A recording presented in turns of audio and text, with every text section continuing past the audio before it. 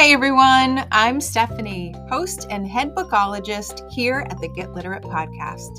I'm a book-loving, notebook-hoarding reader and writer on a mission to change lives one book and one notebook at a time. On this podcast, we explore the power of bookology and leading literate lives. We talk all things books and reading and notebooks and writing, mixed in with mindful practices and creativity to create lives we love.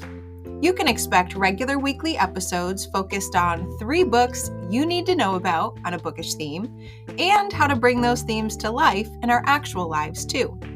You can also expect author interviews, notebooking inspiration, and topics to help us grow through what we go through and take inspired action to make our lives better.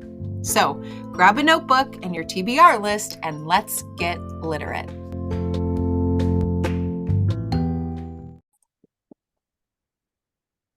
Hey everyone, and welcome back to the Get Literate podcast. I'm Stephanie, your neighborhood bookologist, here to talk about reading and writing with you with a special guest. You know that lately on the podcast, I have been trying really hard to get into a happy holiday spirit. Back in episode 94, I talked about my holiday notebook tradition. And then in episode 95, I got a little lighthearted and talked about books with pie to match the Thanksgiving holiday. So I am doing everything I can to get into the holiday spirit and create a season that just feels really good. And today's guest is helping me do that. I have been down a rabbit hole of wonderfulness in her social media feed lately because I've been trying to seek out people who can help me bring this kind of calm and happy and intentional holiday season to life. She's got a beautiful social media feed with some wonderful mindset videos and recommendations that are real and authentic. And she loves journaling and notebooking just as much as I do, just as much as you do, and uses it right now, especially to think about how to plan for a wonderful holiday season. And she's here to share the joy with us. So, Anna, welcome to the podcast. I am so happy to be here. Thank you so much for having me, Stephanie. And what a joy to have an audience that loves journaling and notebooking and reading and writing and all of the things. You know, I have been discovering for myself, I've been coach for about 15 years now. And it wasn't until recently that I embraced it and have it as a business. And it was really just in the last year that I realized I really just teach people how to journal because I believe that the answers are already within us. And while coaching is wonderful, it then has you need a coach all the time. And what I love about journaling is when I teach people how to journal, then they always have the coach inside of them, right? Oh, yes. And it's just such a treat to be on here with you and to have people listening that get it, right? And so thank you for creating this. I mean, the way that we found each other is so perfect, and we've been already chatting for way longer before the podcast even hit record. Good. So thank you for having me. Oh, And yes, to having a holiday you love. yes, that is what I am calling in for the holiday season. And you're right. We chatted. We joked that we are going to have to set a timer so that this episode doesn't go on and on and on because of all the wonderful conversations we've already had. And I think that's really the nature that we connected, right? Becca Ray Eagle was on this podcast back in episode 89. She was talking about her joyful journaling and her one-word journaling method. And we also connected through Jen Liss, who is this amazing breathwork coach who is I kind of stalk from afar and just kind of absorb the amazing joy and energy that she has. And so when our worlds connected because of those worlds, I knew that we were going to be set to have a really great conversation on the power of journaling, on mindset, on all the things. And so I can't wait. I can't wait to jump in. Well, and I just want to acknowledge you and point this out for everybody listening. When you know yourself, right? And you do because you spend time with yourself. You invest in yourself I'm assuming that you journal in the morning, but maybe not. I do. You do. I'm a morning journaler. Yep. Yeah, yeah.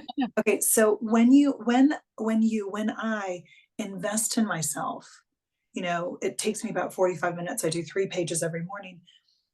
Then I'm really clear. I know, like, I've cleared out the gunk, as Julia Cameron, who, wrote The Artist Way, and I'm sure everybody listening knows that book. If you don't, go get it.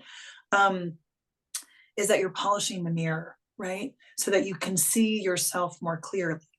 And the reason that you then, like, took an immediate action and reached out to me is because you knew yourself, and you Right. knew that, like, we were running in the same worlds, and that we would have audiences that would want to know each other, and would want to know you, and them to know me. And so it just makes life so much easier, more magical, and more joyful, because, like, you set the alignment in your early part of the day. And so then when you see a comment with somebody, there's an action to take. And that's what I absolutely adore about journaling. And while, like, meditation, I'm also a yoga and meditation teacher, and, like, I love all of that too, but it's less action oriented. And that journaling, man, it gets you into action like nothing else. Yeah. And so I just acknowledge that you then took the action and made this happen. And that, I mean, it was pretty quick, and especially with the holidays. And then I happen to be offering a class, and then you're doing these podcasts that are right in alignment. Like, none of that's an accident. Right. That's all divinely led. Right. Right. Mhm. I completely agree. And, our philosophies really are so much the same because, I really think that reading and writing are tools to help us grow Yep. through what we go through to just make life better, whether that's reading a book and taking inspired action from what we Mhm. learned from the imaginary characters and situations in the page that don't always feel so imaginary, or taking inspired action from whatever happened to come up on the page, whether Right. that was in the morning pages, or I tend to do a lot of just mental health brain dump Oh, notebooking, yeah. where everything that bothers me goes on the page. I start at the top. What can I control? What can I control? Let some of it go and then figure out one thing to do moving forward. So I really appreciate you opening up with that, because those two things for me are what keep me grounded and keep me Mm. happy and keep me sane in a holiday Mhm. season or a busy time that we're going through Mhm. like this. Yeah. Well, you know what? I think what would be really useful, right? Really helpful for everybody listening, and for you as well, right? Um, is, can I just dive into an exercise that I've been doing with the master class? Oh, sure. Jump right in. Okay, because we were talking about the holidays, and this is it. And you may have already done this, but the first question that I have for people is, what is your favorite Hollywood?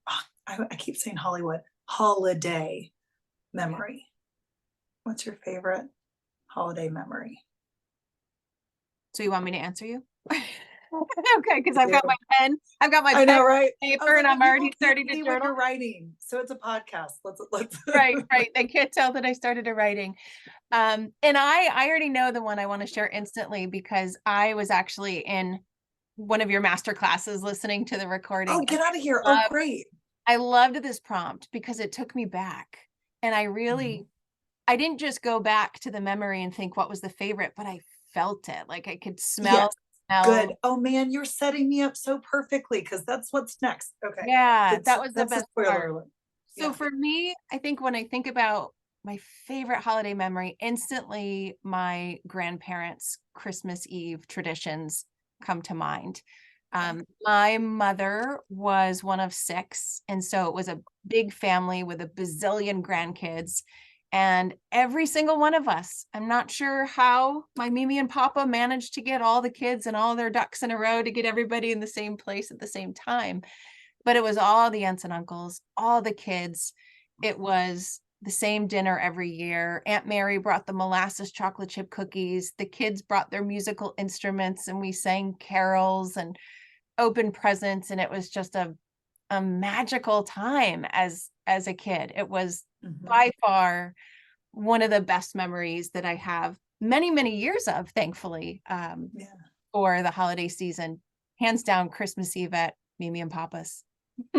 Okay, so that's perfect, and that really sets us up perfectly. And while all of the details are so useful to getting you back to that feeling, what I'm now interested in is what was the actual feeling? Because we can't always recreate, right? Like that's one of those moments that will probably never happen again. And there's no problem with that. We tend to get really bogged down in it being this one way, and we get like this like death grip on it in a lot of ways. And then we get really disappointed and frustrated and disenchanted with the holidays. Yeah. So what's what I'm going for in the exercise is to look at what was the feeling that you felt. So close your eyes. And I just want you to use the words that come to your mind quickly. You don't need to think about it. How did you feel? Happy. That's the first word. Happy. And I want to say ease. I was a really anxious kid. I'm still an anxious adult. Okay. But when I think about that time, I don't feel those feelings. I just feel relaxed, happy. Relax. That Yeah. was the next word I was going to ask you. What about was there I'm feeling like connection? Oh, absolutely. Yeah. Mm, Running through the house with the cousins, seeing the aunts and uncles. Yeah, absolutely. okay. Perfect. Okay, so now I'm guessing you have post-it notes nearby. Sure do. Okay, grab a post-it note. I was like, you know, I know you have post-its around. Okay, so this is what you're gonna do. You're gonna grab your post-it and you're gonna write happy, ease, relaxed, connected. Okay.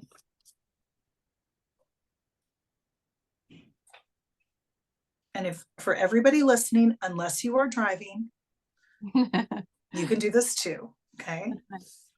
This is airing on the 28th, so we just had Thanksgiving. My holiday class has started, but I'm allowing people to join up until the 29th. So if you're listening to this episode in a timely manner, you can still hop in, you can still join.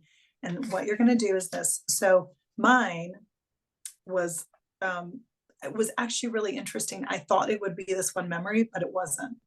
So mine was getting snowed in for 2 weeks at our family's cabin up in the Upper Peninsula of Michigan. And Oh, the rule was you couldn't go outside to play unless it were -10 or above. It never got above -10. It wow. stayed like -40 to -20. It was crazy. So for 2 weeks, we just, and I don't think we had a TV there. And I remember like early days, we didn't have a TV there. So it was like card games, puzzles, books, charades, lots of like dance parties, stuff like that. And I felt cozy with nowhere to be and nothing to do. Oh, what a feeling. Right. So, like on my post it, if you are using a clip, right, it says cozy, nowhere to be, and nothing to do. Okay. So, what I recommend is writing that on 4 different post it notes. And you're going to put it on your bathroom mirror. You're going to Mhm. put it in your office. You're going to put it in your kitchen. And you're going to put it somewhere in your car so that it obstructs any views that you need. But Yeah. because the thing is, I call it like the holiday anchor feeling Mhm. because it's really easy for us to try to recreate a moment. And then when it doesn't happen, there's disappointment and the anxiety is right there, isn't it? It's just always there for us to grab. But if you can look for the feeling instead, Mm, you'll notice that feeling when you're with your small nuclear family. right.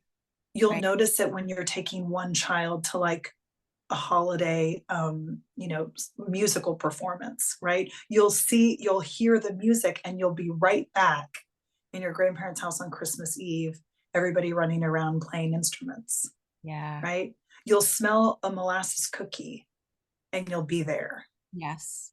Oh, what a shift. You're right, because I am the kind of person who does try to recreate Yep. things. I and had a feeling. yeah, and experiences. And when that thing doesn't look like Yeah. I wanted it to or wished it did for someone else, you're right. It's you get anxious, you feel upset, you get stressed, but we can recreate a feeling because the feeling doesn't have to be dependent on that outcome. Right. That's a So mic. that's the trap, I believe, of all of life, right? But specifically, it gets heightened at the holidays Yeah. because it's not just the holidays, it's the end of the year. There's some deep sadness for people and regret. For some, there's great joy, but it's all just, it's like we're just turning the volume up. Yeah. So if you're really like happy and everything, then happiness goes to like more happiness, but then that also can go too far into like stress, Yeah. right?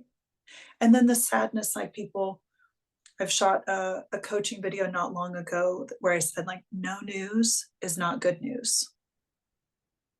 Like you never don't hear from a friend for a long time and they're like, oh yeah, I've just been doing great. Everything's been great over here. No, the friend's like, I actually found out I have cancer and I've been dealing, like, because our natural way of being is when something gets hard, we retreat. Mm, absolutely. And so a lot of people will do that at the holidays. And so I think it's so, and if you're listening to this podcast and that happens to be you, I want you, we all might have negative memories about the holidays. And I would say that if you look really hard, there's usually one that is a positive memory that you can go and look for that feeling that you had. And you can start, right? It's about like cultivating the feeling because it's not about like the cousins and the grandparents and all of that. It was the feeling you were after. Just like it's not like people think, oh, when I have $1 million, then I'll be happy. I'm like, no, it's that you think you'll feel peace. Yeah. And you can feel peace right now without the money in the bank. Right. Right. Yeah. I love that. Chase the feeling and not Mhm. the outcome. Mhm. Well, it gives everybody else around you freedom. Mhm. And when people feel free around you, there's relaxation, there's connection, Yeah. there's ease, and there's happiness. Yeah. So I feel like we need to back up a moment Oh, sure. because we didn't just, share our journaling practices and talk about holiday I memories. like to get But to the point. yeah, you just went right to I did. the coaching, right? That just Yeah. seems so natural and is in your feed and is in everywhere I find you, which is why I've gravitated towards them. So why don't you back up? How Mm. did you get to be the person who just dropped that mic drop of helping me and every listener realize that we're chasing feelings and not outcomes, and that can be a game changer?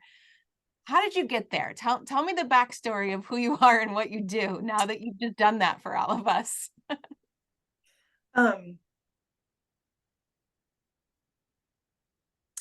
it's because I was an outcome person Mm.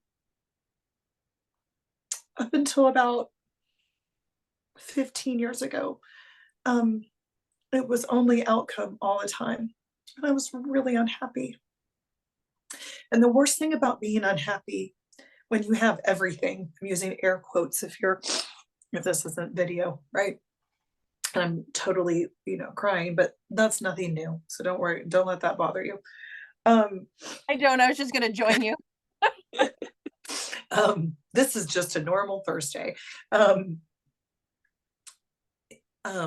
I had everything on the list of things that people told me would make me happy. And I can remember the hopelessness and really like the embarrassment and shame that I felt having everything and being so deeply unhappy and disconnected. And so I lived on the Upper East Side in Manhattan, and I had a lot of money, and I had a really good career, and I had a fancy life with pretty dresses and a boyfriend that worked at the Met and everything that I thought I wanted. And I would come home from work before he got home, and I would cry. And I would think, if this is what's supposed to make me happy and I'm this unhappy, what am I going to do? Like, I was really lost.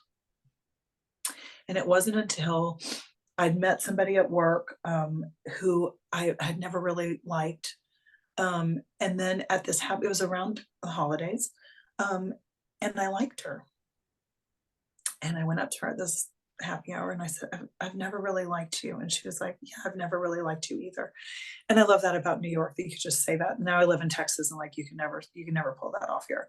But you know, in the city you could. And we'd had a few martinis, I'm sure. And I said, but I like you now. And I'd like to know, I think you've done something. I can just feel that like something happened over there and I'd like to know what it is. And she said, well, I did a group coaching program and it really changed my life. And so I was like, okay, well, then that sounds great. So I did a group coaching program, and then that was like Pandora's box for me. And then quickly after, I knew that my career was off. I was in pharmaceutical sales.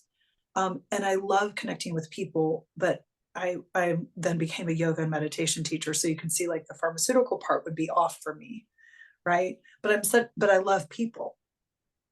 So I hired an executive business coach who like ninja me, it was a total ninja move because for 6 months she taught me how to journal.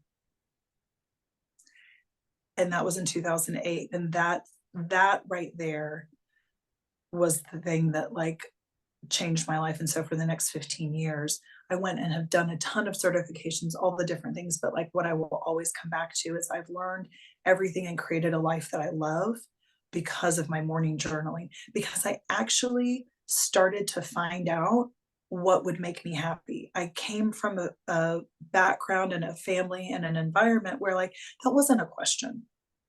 It was about like, what are you good at? What will provide a nice life? And this is what you should do. And so then I did all those things and I never actually knew the answer to what makes me happy. And there I was, 30 years old, with everything I thought I wanted, deeply unhappy, with no idea. And it wasn't until I started journaling that I said, okay, well, I know these things don't make me happy. Can I remember a time when I was happy? And then I started just going down the rabbit hole of like essentially interviewing myself and trying new things. Like I would just go to weird stuff, especially living in New York. Like you can go to anything you want. Like I remember going to laughter yoga. It was so weird. And then I met one of my best friends there. And we were like, this is the weirdest thing in the whole world. We love it so much because your body, what I learned is that your body doesn't need a stimulus. So if you laugh, your body gets the same positive impact as if you were laughing because of a comedian or if you were laughing just sitting here doing nothing. You Okay. still, yeah, right. So you go into the class and you're like, ha, ha, ha, ha. And it's like weird, but then you start laughing because it's all so weird. Right. And then you just can't stop laughing and you do it for 2 hours. And then you've got like all this, all the good, Right. I don't know all the serotonin, I should from pharmaceuticals, but you know what I mean? Like all the good stuff that you want, All the good stuff. Yeah. all the good stuff. Oh, So it came from my own personal experience. That's why when people were like, what are your certifications and accreditations? I was like, I love my life. And I didn't. right. That's That's why. right. And that's how it helped you to do that. Now you've And mentioned, that's also like what oh, gives me the ability to like, I can smell it on people, you yes. know? Yeah. Yeah. And I personally appreciate that kind of experience and much more than, a certification that says, Yeah. they can do these Yeah. things, but to see someone actually living their best life in the way that connects Yeah. with you, that's definitely the, Well, and it's fun because like, whenever I did a certification, which I have several, but I did it from a place of like my own curiosity, Mhm. right? Like you're probably not very far from Kripalu. Not far So at I did, all. Yeah. yes. Okay. So I drank the Kool-Aid, lived for a month at Kripalu, and I'll never forget, like we checked in on a Sunday. I lived with like 22 women in 11 bunk beds in a room for a month. We had a wake up call at 5 a.m. Like it was like we ranged in age from 18 to 80. It was so cool. And I just left my pharmaceutical job. So I remember we checked in on a Sunday, and on Tuesday, this girl was like having a full nervous breakdown. It wasn't even 8 a.m. in the hallway, in the like main thoroughfare. And I was walking with somebody who had just met, and she was like, "It's Kripalu, feel your feelings." And it was my first real experience of having permission to feel how I feel. And I think that's another important component of the holidays. We have this thinking that it has to be happy. And when we push aside that it can also be really sad sometimes. Like there are people that we wish were still here that we miss. And there are those grandparents that, like, I'm sure you would give anything to be back for one of those nights. And it's when we don't allow ourselves to feel that, Yeah. that it comes out in ugly ways. Yeah. Yeah. And I think what you said is, powerful, especially the feel the feelings. The one reason I really, really love my notebook is because no matter what I say in it, no matter what I write in it, it does not judge. It does Never. not shame. It doesn't do any of those things. And I can just put whatever the heck I need to put on it and then move on. That I think is the gift of the practice. But you've said before, now I can't remember where, could have been your feed. It could have been the holiday masterclass you've done, but you look at journaling and notebooking as two separate things. And I know some of us use them separately, some of us use them interchangeably. Can you talk about what you think, how you define journaling versus notebooking? Yeah, Right. absolutely. I mean, they're so not even I'm like, yeah, of course they're not the same, Stephanie. What? The look on your face as I was asking you the I was question. like, what? Okay, so journaling is distinct. Journaling is actually, like, if I'm getting really honest about it, and I don't always lead with this because you have to meet people where they are. Journaling for me is where I connect with God. Mm, Journaling for me is so deeply, deeply personal. It's like it's the ultimate intimacy. yeah. It is the ultimate intimacy. When people say, like, "Oh, we found our grandmother's journals, and it's been so fascinating to, like, get to know her better." I'm like, "F that." Under no circumstances do I want this box of journals that live up in my attic to ever be shared with anyone. I want a bonfire at my funeral where Yeah. you torch all the journals, right?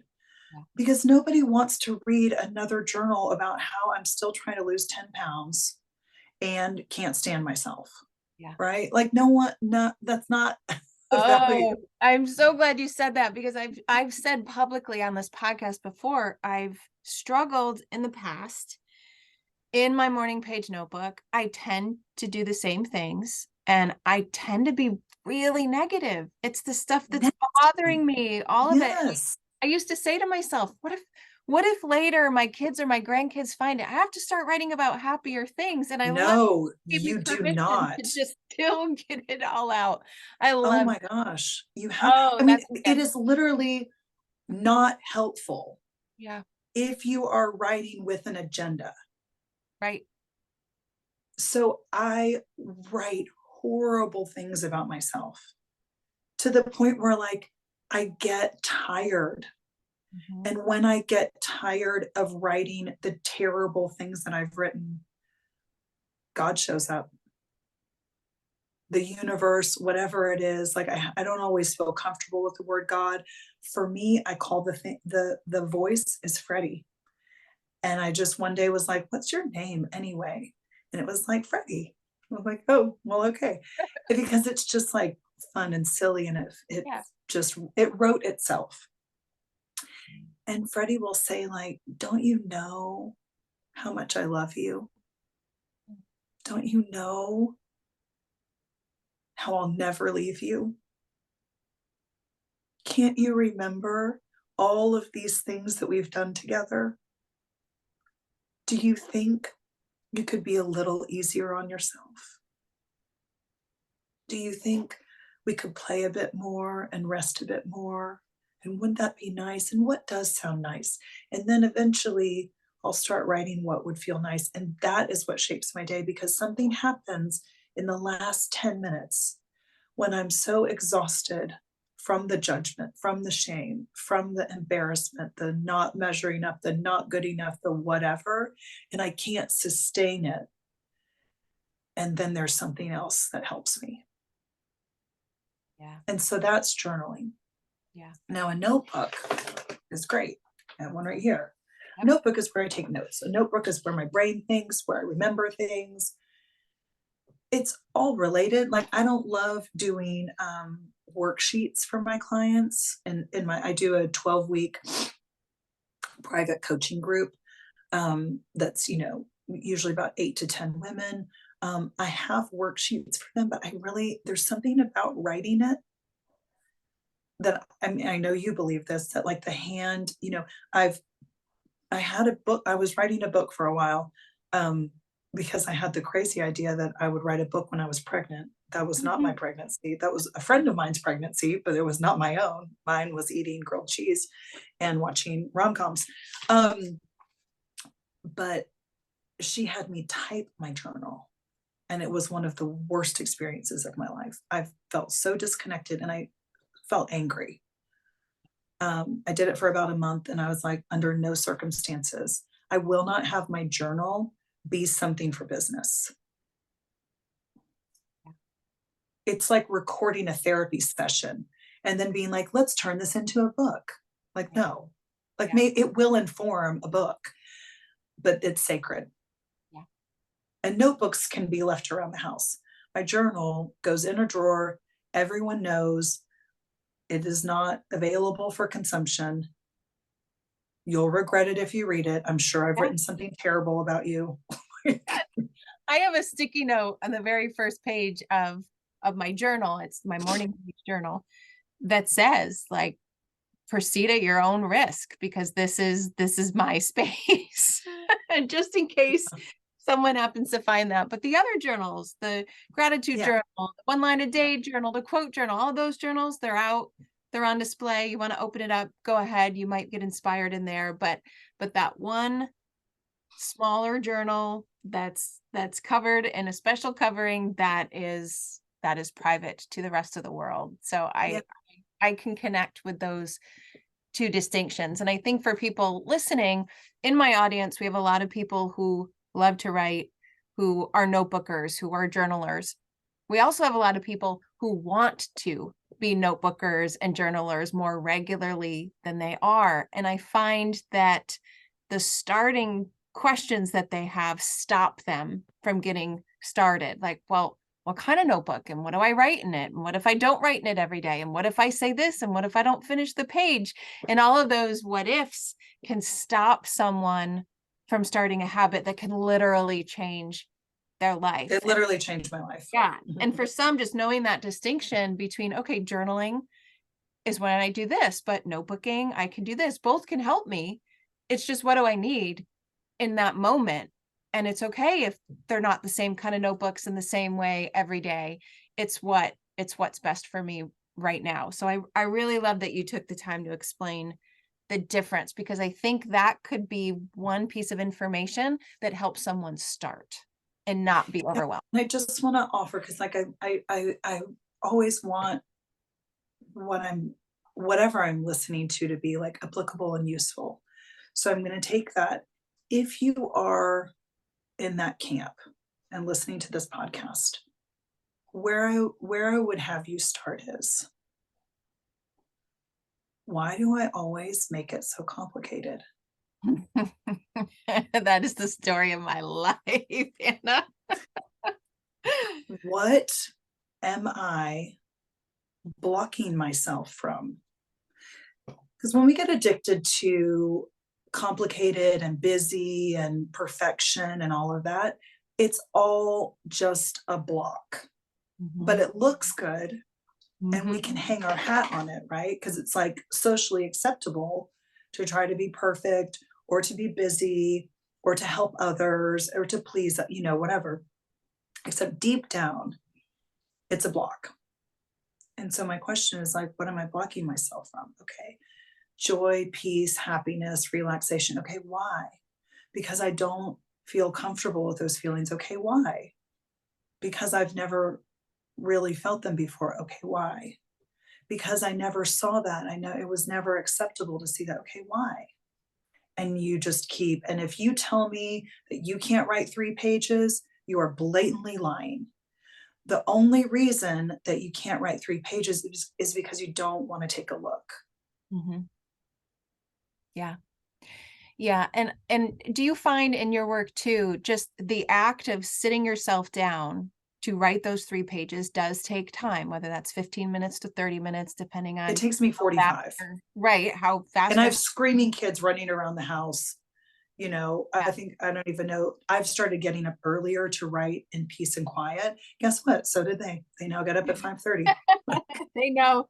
Yeah, they They all know. seem to know. Do But I you have a very supportive partner who takes the kids, good. period. Yeah. Like, and they know, like, mommy's writing. I mean, my 4-year-old is ready to journal. Like, the minute he can write, he will be sitting in bed next to me writing. Like, Yeah. he's so, like, Yes. he's paying attention. And I Yeah. have clients whose 8-year-old kids are starting to journal. Yeah. Which is Because they've amazing. seen, because it's not just what they see, it's that they've seen a shift in mommy. Yeah. Yeah, and they can feel it. And so they want to do Mhm. that thing too. Do you Yeah. find in your work that, because it is something you have to take time for, and ideally it's something you take regularly and you kind of gift yourself that time to do it.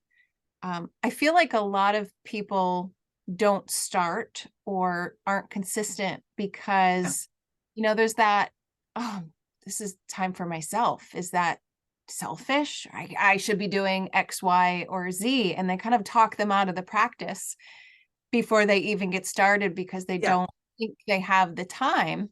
Right. When in fact, if you do it, you usually end up with more time because you figure out what you're doing that you can just let go of Cut. and not Yeah. do it. Well, that's a great point. So I have a holiday class that starts at Thanksgiving, and I'm taking people for the first time ever through just 1 page of journaling every morning because I know it's the holidays.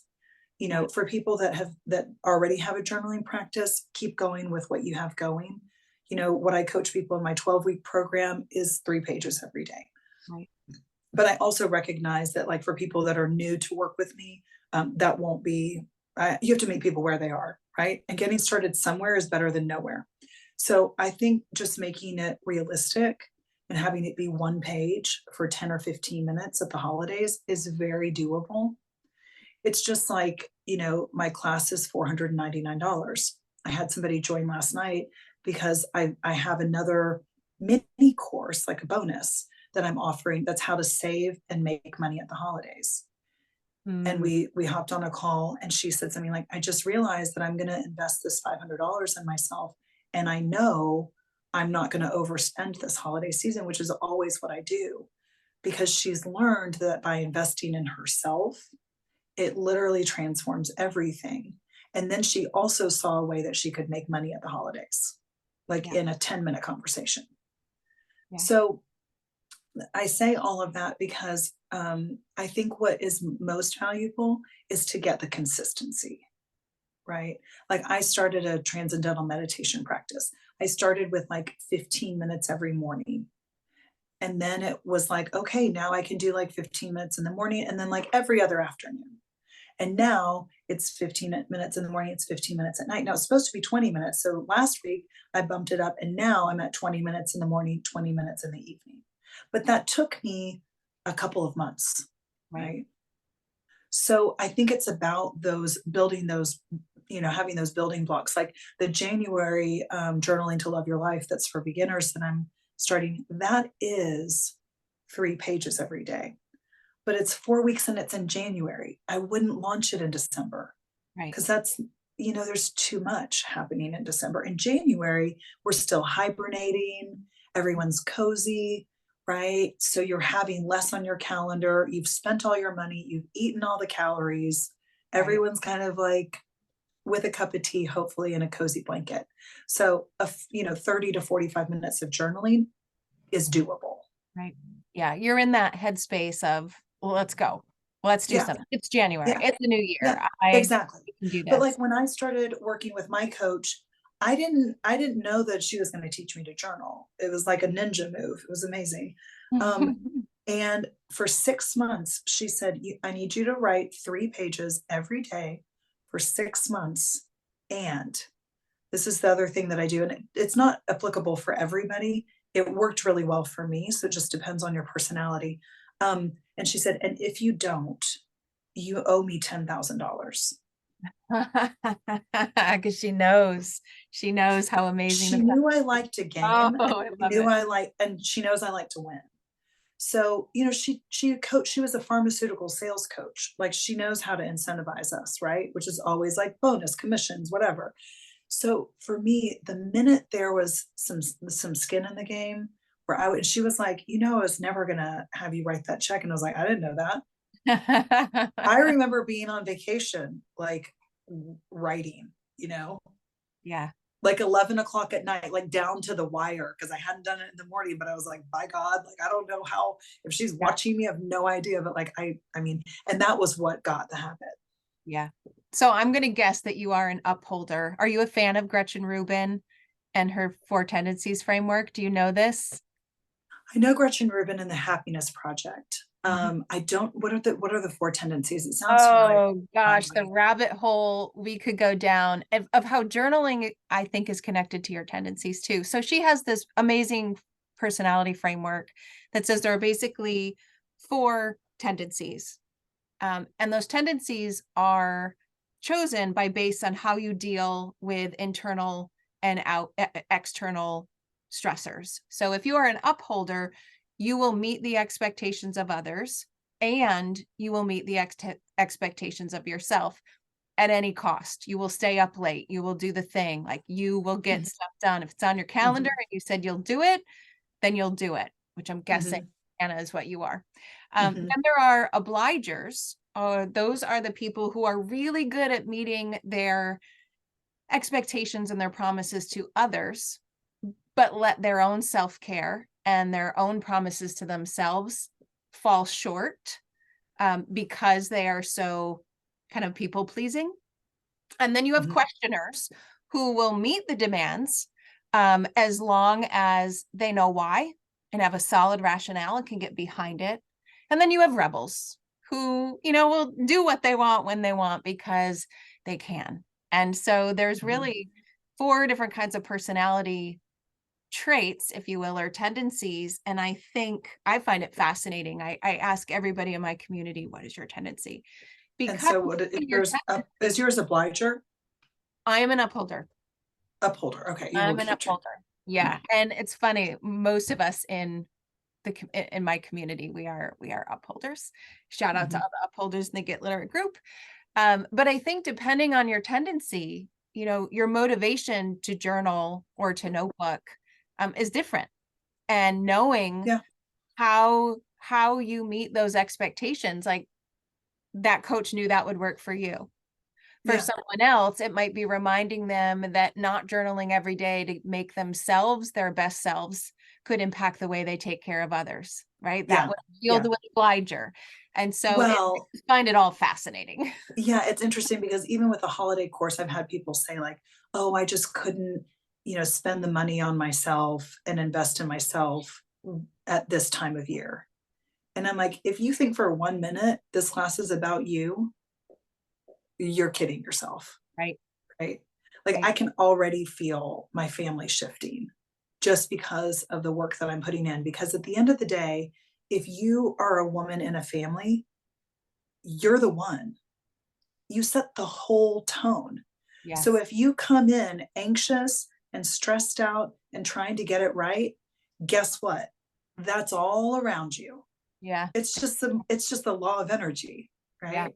Yeah. What is that And phrase? so Like, mama ain't happy, ain't anybody happy? Some it's so some true though. grammatically incorrect phrase like that is out It's so true, right? Like if I there. Yeah. want my husband to start working out, do you want to know how I get that done? You I work. start working out.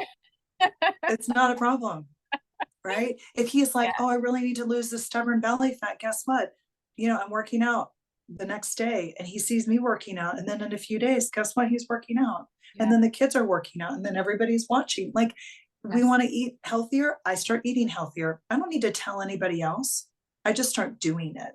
Yes. Yeah. Right. And so that is very much the obliger, but I'm also the rebel. You can have more than one tendency. Don't worry. I know, I You can know. have some in I was there. like, this coach that I worked with also knew that I was a rebel. So when and this has come with age and maturity, is that like I have learned that it's really lonely and it mostly doesn't work when I try to do it by myself or when I try to do it my way. Yeah.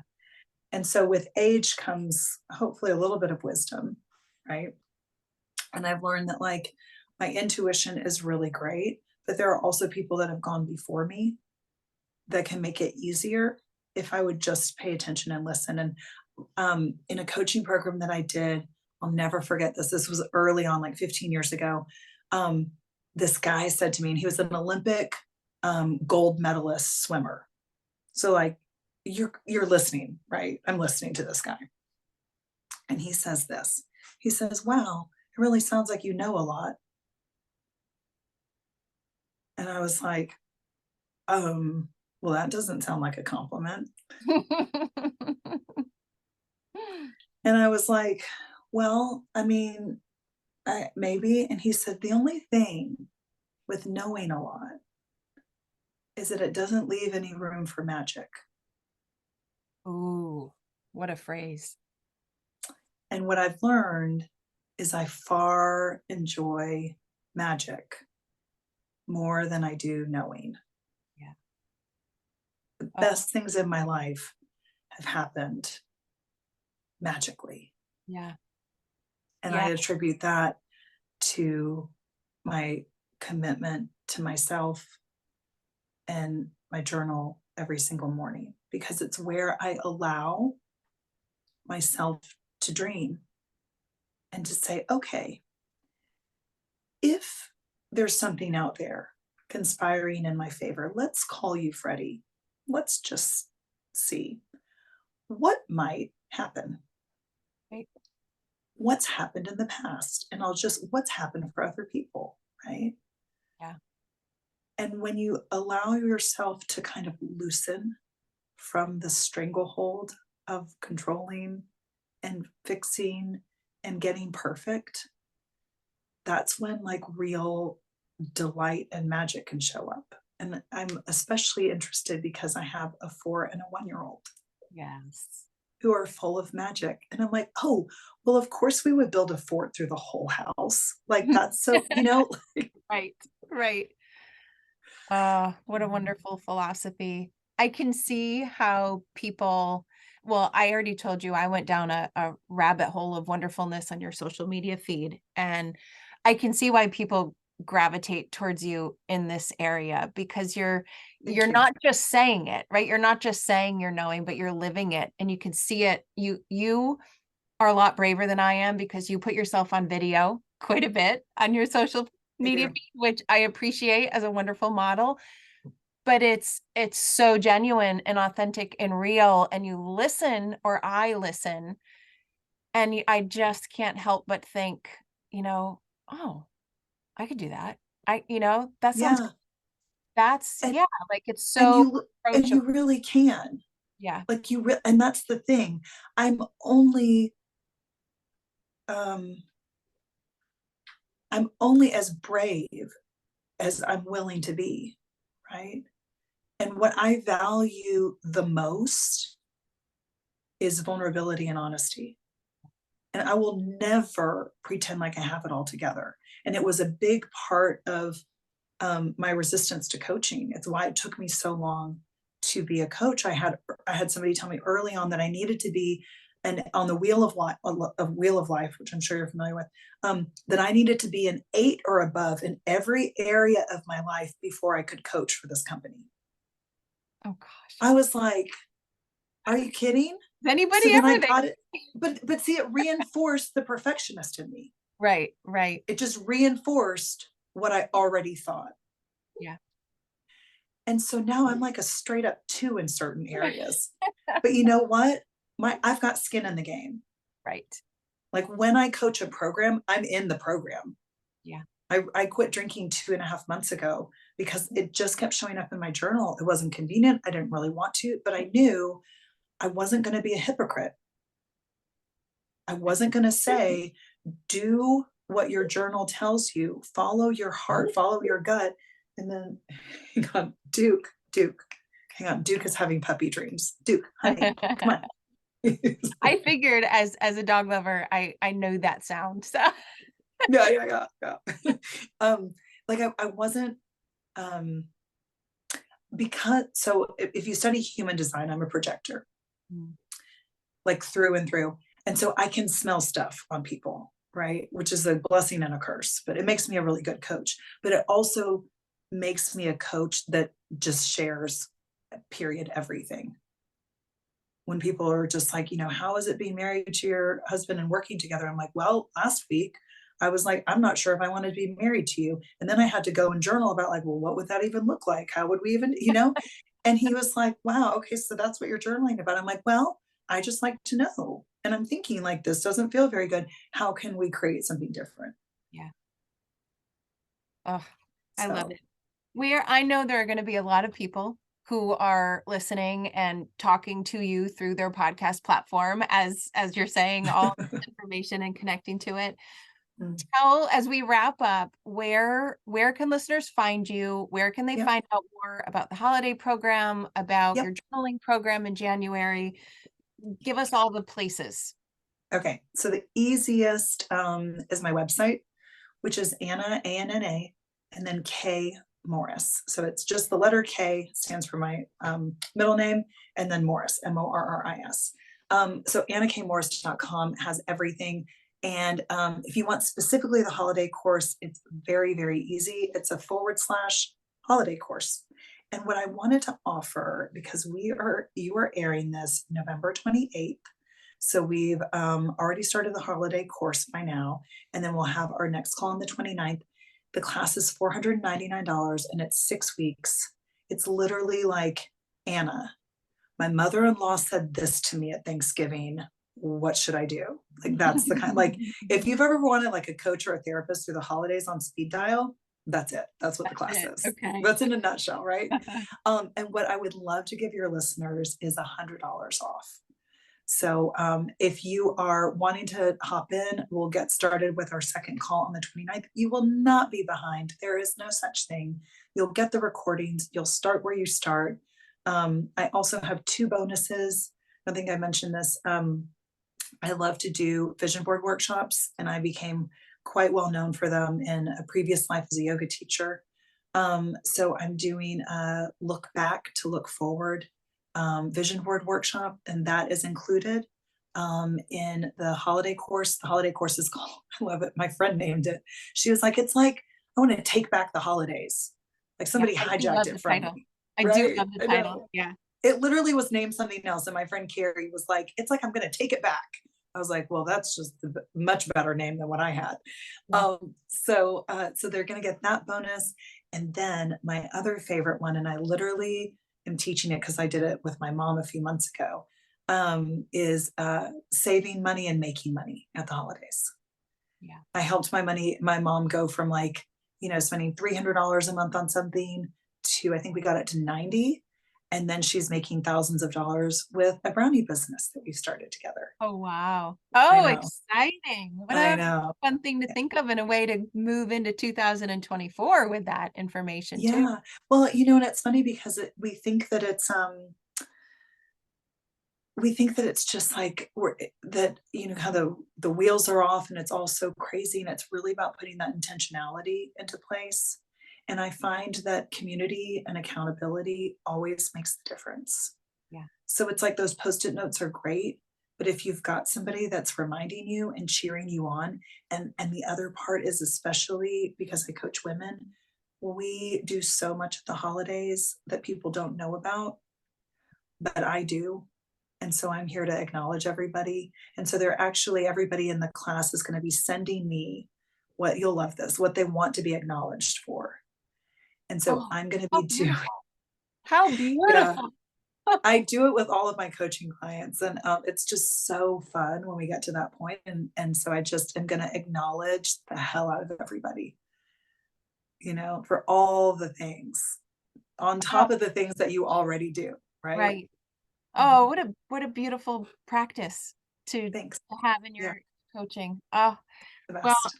I feel like I have just gotten an amazing free coaching session as well as everybody else in Good. the I'm glad. in I the love adding podcast. value. Yeah. Yeah, Oh, so and I should thank say, you. people can also find me. Instagram and YouTube and Facebook are all the same. It's Anna K Morris underscore on Instagram, but it's Anna K Morris Coach on YouTube. And if you like those videos, I do a daily coaching video. They're usually about 10 minutes, and I do it just about every day. So that can be really helpful right now too. Well, thank you. Thank you, You thank got you, it. thank you. It was such a wonderful session, as I said. I feel like we've all gotten some free coaching, and I have a feeling lots of members of my community are going to come find you, and Well, I I'm hope they excited. do. This was a wonderful conversation. Thank you so much. It's my absolute pleasure. Thanks for having me, Stephanie.